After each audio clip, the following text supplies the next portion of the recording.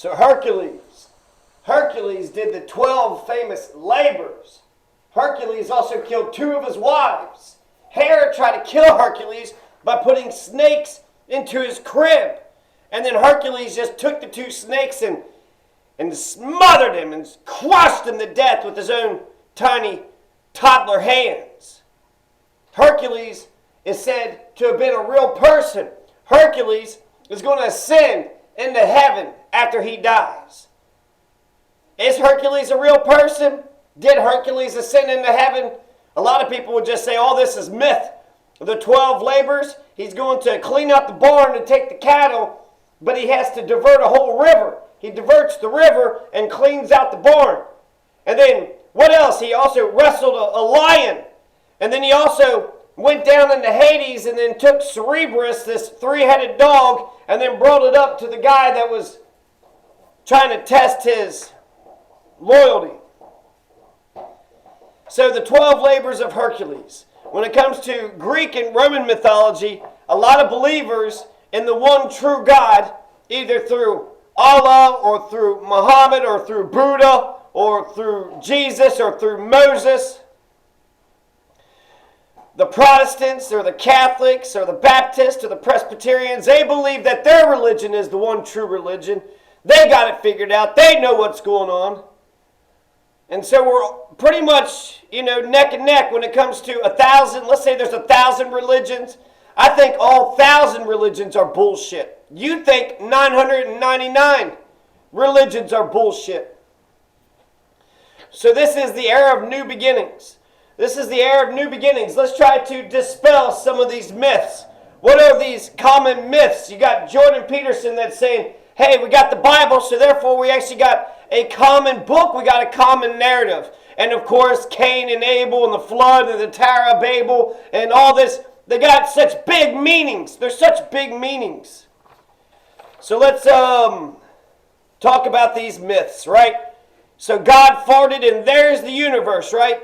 How come the Big Bang isn't the genesis for the entire universe? That was a Catholic priest that come up with that. And so you had an atom, and then the atom explodes, and then makes more atoms, and then you got a little fish, and the fish turns into a damn frog, and then the frog turns into a cat, it turns to a dog, turns to a donkey, horse, chimpanzee, ape, then man. There's a logical procession there.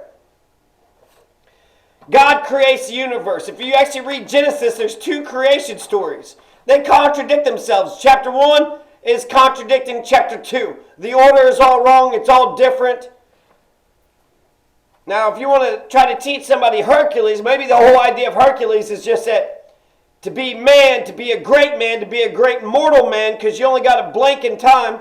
Since you only have a blank in time on this planet, in order to be one of the gods, then you got to make this 100 years turn into something. You got to turn this 100 years or less into something. Alexander the Great was able to do something when he died at 30, 35, 25. He had just, 2 or 3 decades, and he was able to conquer half the damn planet. So let's go over some of these myths. Let's go over some of these myths that everybody, the Judeo-Christians apparently believe in, right? You believe that Moses parted the Red Sea. Moses parted the Red Sea? Is that the truth? Hey, Moses didn't part the Red Sea. That is not the truth. I've never seen anybody go up to the damn river and just says, all right, part, and then it just walk on through. Apparently, Google had said that all the magic of Moses, there's some kind of scientific explanation. He made the frogs. He made it rain frogs. He just threw dust up, and then there was a plague, and boils got on people's skin. He threw the staff down, and they turned into snakes. He's talking to a burning bush.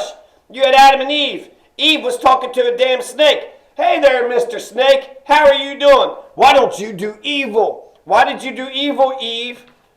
Karen, why'd you do that? Eve, why'd you do that? A snake told me to. A snake told me to disobey God. God gave you the Garden of Eden. He told you not to do one damn thing. Just don't touch the stove. You know what I want to do? I want to touch the stove. Why do you want to touch the stove, Eve? Well, snake told me. Oh, well, fucking snake told you. Okay, so that's not a myth, huh? The Tower of Babel. So God is going to make everybody all confused? We got skyscrapers. People build buildings. That's one of the greatest things about the Amish is that you get the whole community to erect a house or to build a barn. And they all get together and they build this nice big structure. So the Tower of Babel had to have been shorter than these fucking skyscrapers. One of the greatest things that man has ever done is build a fucking skyscraper to the damn sky. But God then changes all the languages, and now nobody knows what the fuck is going on. Everybody's confused, and the Tower of Babel doesn't get built. Noah and the flood. You know how many other flood myths there are? There's a flood myth in the Epic of Gilgamesh. There's a flood myth in Hindu mythology in the Zoroastrians. You also got a flood myth in Greek in the lost island of Atlantis and the Cheyenne Native Americans. And Plato talked about Zeus and Prometheus, and Zeus killed humanity with the flood. So Zeus, the fucking great god of all the gods, right? The Olympian gods that conquered the Titans.